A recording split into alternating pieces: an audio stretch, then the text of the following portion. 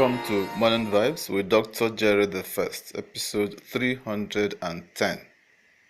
It's Saturday, the 21st day of July 2018. I am Dr. JTF Oguzie, and this morning I am discussing the topic Forever Broke. Here are 15 things holding you back from becoming a multi-millionaire. As Mark Cuban once said, ideas are worthless until you do something with them. There's no surefire way to become a millionaire, but there are definitely things that are holding you back from achieving that elusive multi-millionaire status. I have a friend who, over 32 years of being alive,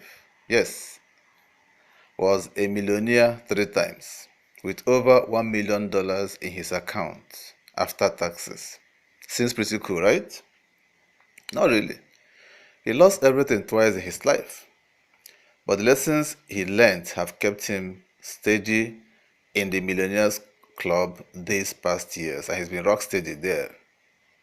Here are 15 habits and mistakes that took him from millionaire to being broke and prevented him from earning it back till he learned to fix them. Once he did, he was free to start saving and living the real life he wanted to live.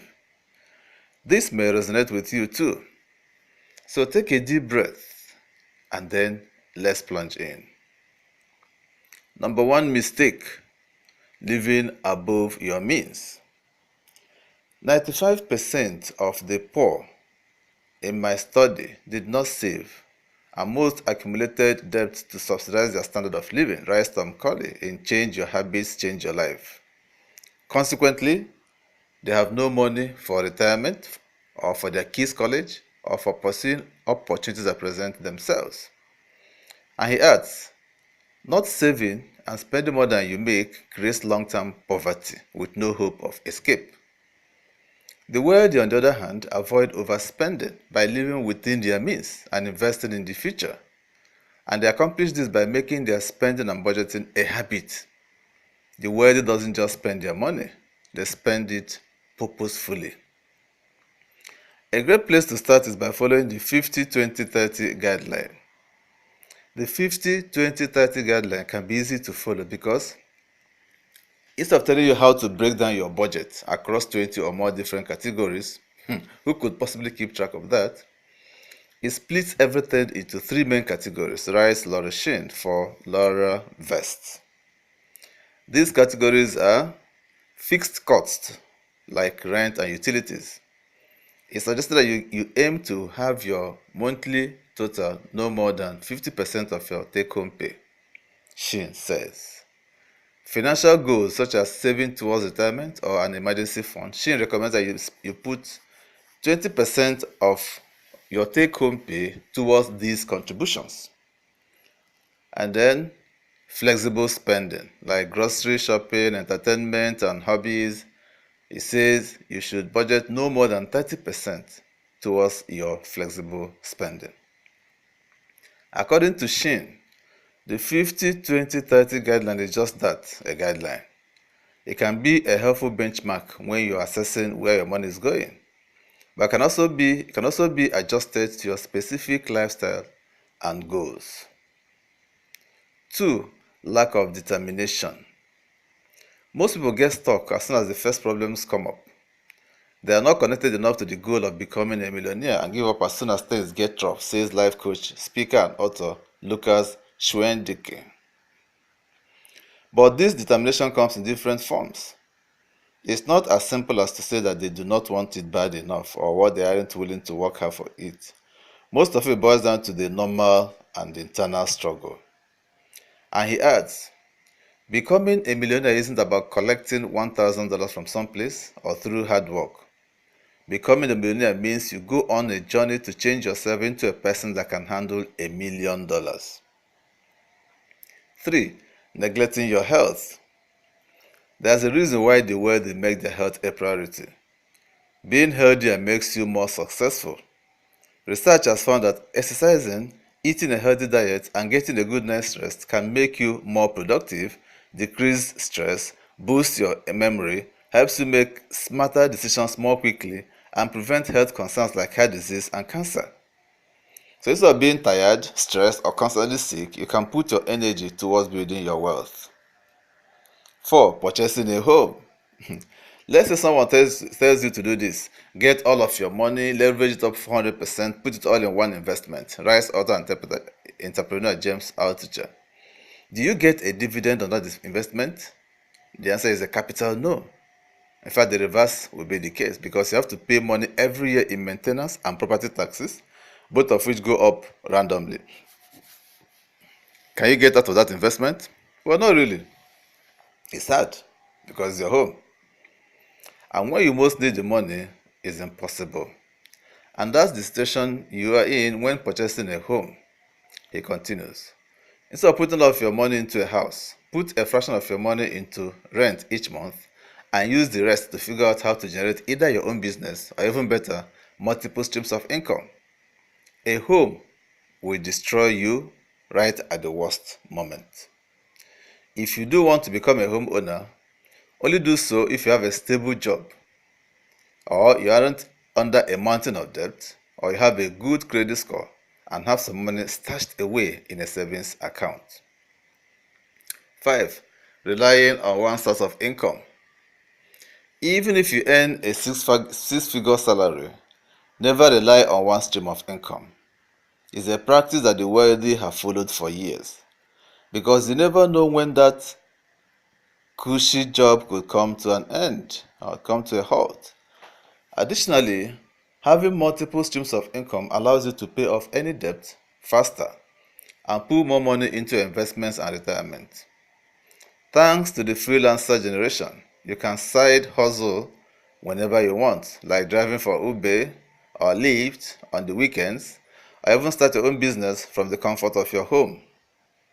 6. Wasting valuable time. As Collins says, how much of your valuable time do you lose parked in front of a screen, television screen that is? 2/3 of wealthy people watch less than an hour of TV a day, and almost that many, 63%, spend less than an hour on the internet, unless it is job related. Instead, these successful people use their free time engaged in personal development, networking, volunteering, working side jobs or side businesses, or pursuing some goal that will lead to rewards down the road. But 77% of those struggling financially spend an hour or more a day watching television, and 74% spend an hour or more a day using the internet recreationally. 7. Not acting on your ideas. It's one thing to come up with $1 million ideas, but a completely different thing to act on them, says You will marketing never expert get Bruce rich Cross. if you are more of a dreamer who never puts his money where his mouth is. In addition, millionaires do not sit around and watch others advance in life. Millionaires take action to help themselves reach their goals. Like Mark Cuban said, ideas are worthless until you do something with them. 8. Not reading. The rich are known for wanting to expand their knowledge, stay up to date on current events and industry trends, and learn lessons from inspirational figures. In fact, 88% of the world they read 30 minutes or more every day. As Will Lipovsky notes, reading also brings in various and opposing perspectives and points of view, motivates you to dream bigger, and inspires you to never give up. 9. Fear and negativity. Emotions, particularly fear and negativity, are two of the biggest obstacles to overcome if you want to become a millionaire. And there's a research to back it up. According to Barbara Fredrickson, a positive psychology researcher at the University of North Carolina, negative thoughts like fear narrow your mind and focus. Positive thoughts, however, are able to open your mind to more possibilities and options. Furthermore, positive emotions also enhance your ability to build skills, as well as develop resources you can use later in life. Millionaires aren't afraid to step out of their comfort zone and take calculated risks. If they fail, they will learn from that failure so that they won't repeat the same mistakes again. Number 10, not setting goals. You cannot control the outcome of a wish, but you can control the outcome of a goal, says Corley. Every year, 70% of the world pursue at least one major goal. Only 3% of those struggling to make ends meet do this, he adds. Personally, I have found that setting daily goals first thing in the morning guides me in setting priorities and pushes me to achieve those goals. 11. Avoiding routine. The most successful people in the world, including Bill Gates, Mark Zuckerberg, Warren Buffett, Barack Obama, and Ariana Huffington, are known for sticking to a routine. Why? Because a routine eliminates energy draining tasks and decision fatigue. It's not about copying Richard Branson or Steve Jobs' daily routine. It's about creating and sticking to your own, says author Saul Kropman. Wake up at 4 a.m. if you are capable of it, but most importantly, create a routine that is plausible and stick with it. 12. Not collecting assets. A job will never make you rich. Neither will saving all your cash in a coffee can, says Brandon Turner, Vice President of Growth at biggerpockets.com. So, how can you build that wealth? Assets, such as a profitable business, growing stock portfolio, or investing in the right piece of real estate. Remember, your car and all those shiny toys that you enjoy are liabilities that are robbing you of future wealth. Turner says he recommends focusing on collecting things that will make you money in the long term. 13. Spending time with toxic people. The toxic people in your life will drag you down. The good people in your life will love you and inspire you. It's push-pull. Try to improve this every day, says our teacher. You can't become successful with toxic people pulling you down. This has nothing to do with your responsibilities in life. This has everything to do with saving your life, he adds. Replace those toxic people with individuals who are positive, supportive, and driven. 14. Failing to follow the 70-30 rule. Jim Rohn, one of the country's leading authority figures in business, has a simple formula for accumulating wealth. After you pay your fair share of taxes, learn to live on 70% of your after-tax income. These are the necessities and luxuries you spend money on. Ron goes on to say that it's then important to look at how you allocate your remaining 30%.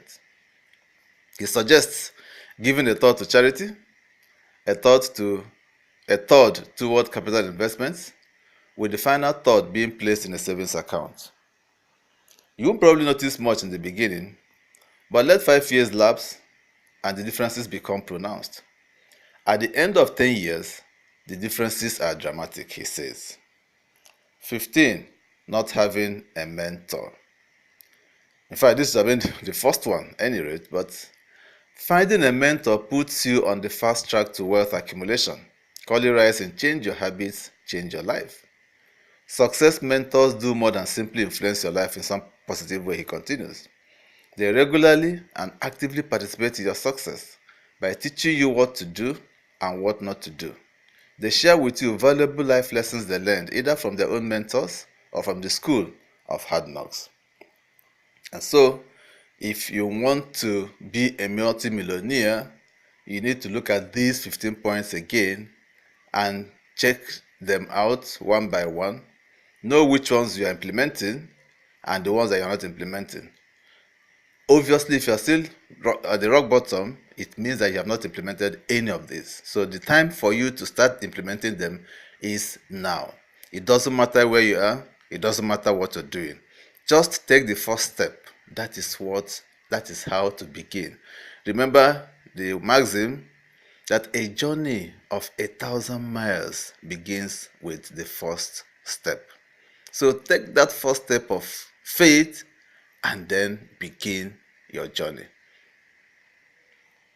Until I come your way again, this is Morning Vibes with Dr. Jerry the First.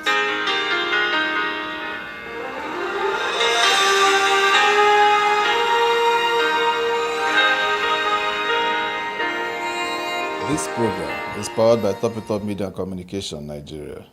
All rights reserved. Thank you for listening to this broadcast today. It would please us to no end if you continue to visit our podcast. And so to be able to do that, kindly click on the red subscribe button towards your right to subscribe to our channel. In the same vein, also click on the bell beside the subscribe button so that you can always receive the notification for any new podcast we upload. Also give us a thumb up to like this podcast. These help us to grow. And do help us share the podcast to your friends in the different social media sites you belong to.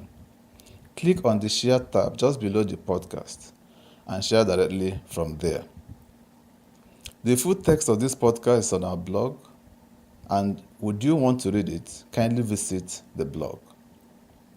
We have a Facebook page where we also post our podcast on a daily basis. If you're on Facebook, kindly like our Facebook page. The links to our blog and our Facebook page are in the description box right below. Thank you for your attention. Do have a very nice day.